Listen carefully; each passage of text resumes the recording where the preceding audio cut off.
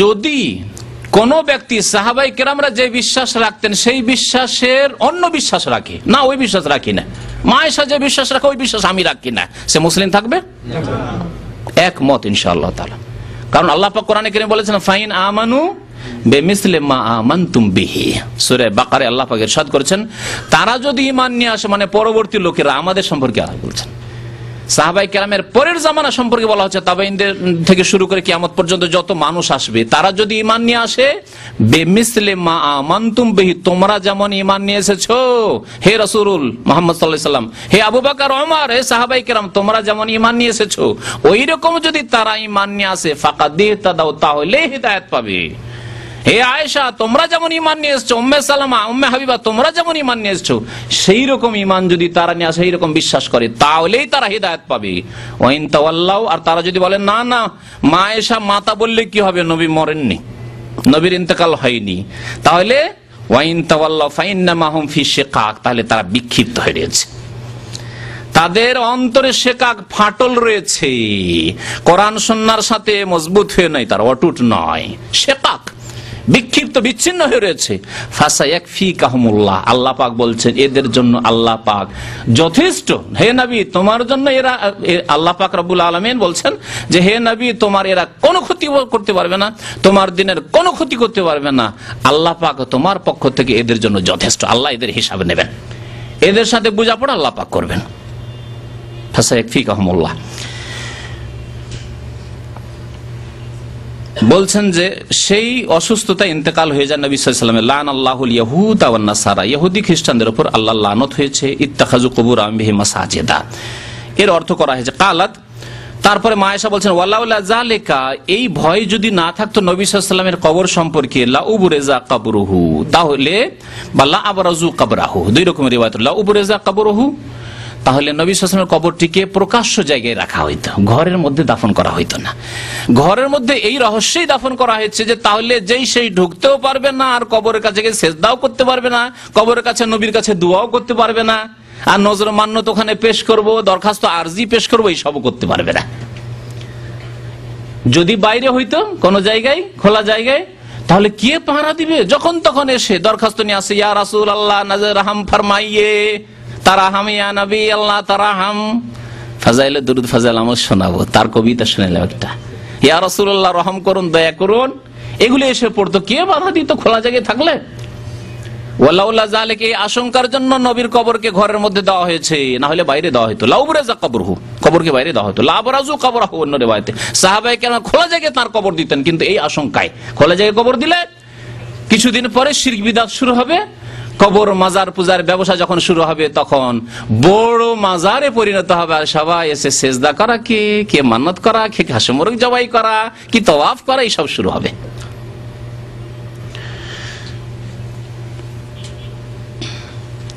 গায়রা আন্নাহু খুশিয়া আন ইত্তাখাযা মসজিদান, আশঙ্কা এই করা হয়েছিল যে নবীর কবরকে যাতে মসজিদ না বানিয়ে না হয়, এমন না হয় যে কোনো শাসক আসবে, কোন প্রভাবশালী লোকেরা আসবে, পয়সার লোকেরা আসবে, পয়সা আছে, নবীর কবর উপর মসজিদ তৈরি করা হোক, এই ভয়ে ঘরের মধ্যে কবর দেওয়া হয়েছে। আলহামদুলিল্লাহ 1400 বছর ইতিহাসে ঘর তখনও ছিল, এখনো ওই ঘর হয়ে আছে। কার ঘর? মা আয়েশা রাদিয়াল্লাহু তাআলা আনহার ঘর, নবী সাল্লাল্লাহু আলাইহি ওয়াসাল্লামের ছোট বিবির ঘর, ওই ঘরেই দাফন হয়েছে, ওই ঘর ঘরই আছে, কোন একদিনের জন্য সেই ঘরের মধ্যে কোনো নামাজ হয়নি। সুতরাং বিদআতীদের ভ্রান্ত ধারণা, অনেকে বলে মসজিদের মধ্যে, মসজিদ চারিদিকে করে হয়ে গেছে, কিন্তু ঘর ঘরই আছে, সেই জায়গায় কোনোদিন না মসজিদ ছিল একদিনের জন্য, না সেজদা হয়েছে, না নামাজ হয়েছে, সেখানে ঘর ঘর আছে আপন জায়গায়, এবং কয়েক ঘেরা বেড়া দিয়ে ঘেরা আছে যাতে করে কেউ ওর মধ্যে ঢুকতে না পারে, এবং সরাসরি কিবলা বানিয়ে তাকে সামনে সেজদা না করতে পারে। তারপর যাদের অন্তর বাঁকা, যাদের অন্তরে বকরত আছে, ফাম্মাল্লাযিনা ফি কুলুবিহিম যায়গুন, আল্লাহ পাক বলছেন সূরা আলে ইমরানের শুরুতে, যাদের অন্তর বাঁকা, তো বাঁকা অন্তর নিয়ে ওখানে যায়, কত রকমের দরখাস্ত নিয়ে যায়, নবীর দরবারে হাজিরা দিতে যাচ্ছি, নবীর দরবারে মনের কামনা বাসনা পূরণের জন্য যাচ্ছে, নবীর কবরের কাছে গিয়ে বেশি বেশি নামাজ পড়বো, দোয়া করবো, তাহলে দোয়াটা তাড়াতাড়ি দ্রুত একেবারে কবুল হবে, হটলাইন পেয়ে যাব, এইসব ভ্রান্ত ধারণা।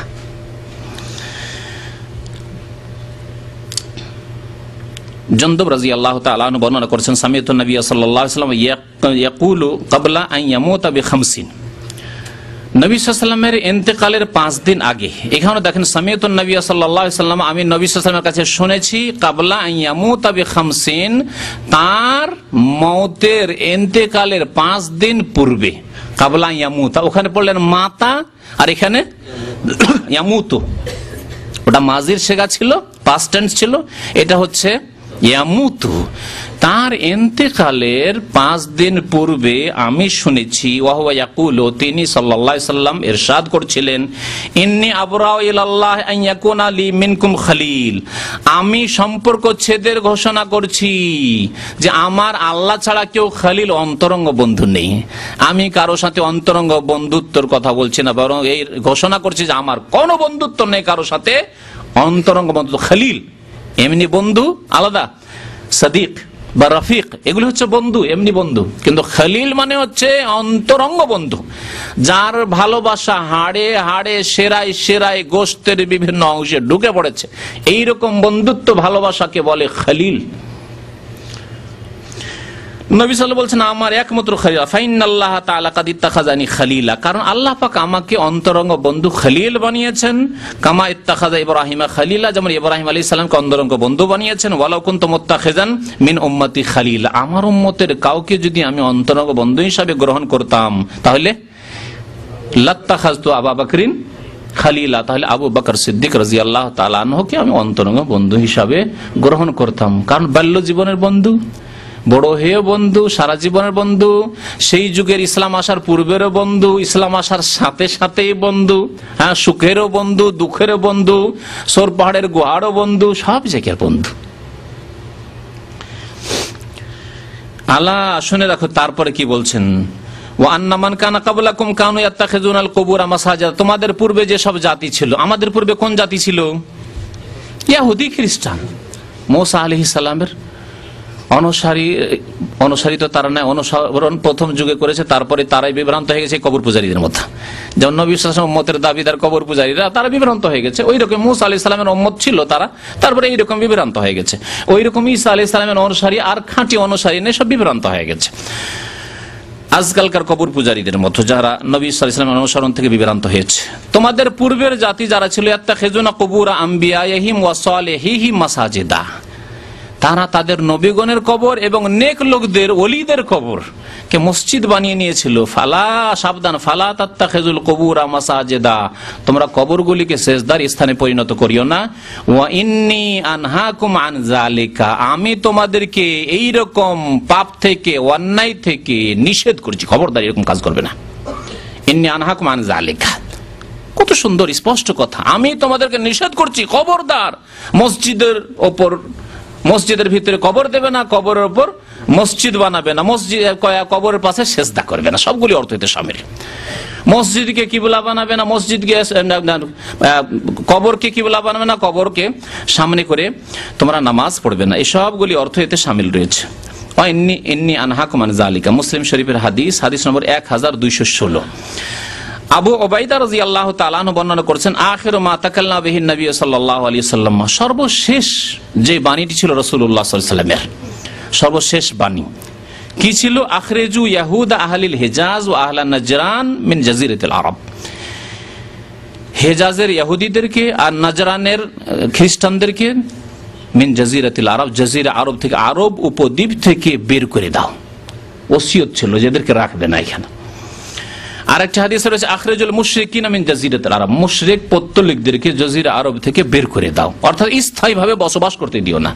তবে যদি দেশের প্রয়োজন হয়, সেজন্য ক্ষণিকের জন্য, কিছুদিনের জন্য নিয়ে আসে আর কাজ করে আবার ফিরে যায়, তাহলে এটা চলে আসছে, 1400 বছর ইতিহাসে চলে আসছে, এরকম করা যেতে পারে। কিন্তু ওলামারা বলছে স্থায়ীভাবে বসবাস করে জাজিরা আরবে, নবী সাল্লাল্লাহু আলাইহি ওয়াসাল্লাম উপদেশ করেছেন, খবরদার তাদেরকে এখানে রাখিও না, স্থায়ীভাবে নাগরিকত্ব দিয়ে রাখিও না। ওয়ালামু, আর জেনে রাখো, আন্না শিরারান নাসে আল্লাযিনা ইত্তাখাযু কুবুরা আমবিয়াহিম মাসাজিদা, সৃষ্টির নিকৃষ্ট, শিরারান নাসে, মানুষের মধ্যে নিকৃষ্ট মানুষ হচ্ছে আল্লাযিনা ইত্তাখাযু কুবুরা আমবিয়াহিম মাসাজিদা, যারা নবীর কবরগুলিকে মসজিদ বানিয়েছে। তাহলে এখানে আরেকটি কথা বলি, নবী, আচ্ছা নবীকে এক জায়গায় রাখেন, তারপরে রাখেন আরেক জায়গায় আল্লাহর ওলি ওয়ালা সালেহিনকে রাখেন, হ্যাঁ, সাহাবায়ে কেরাম, তাবে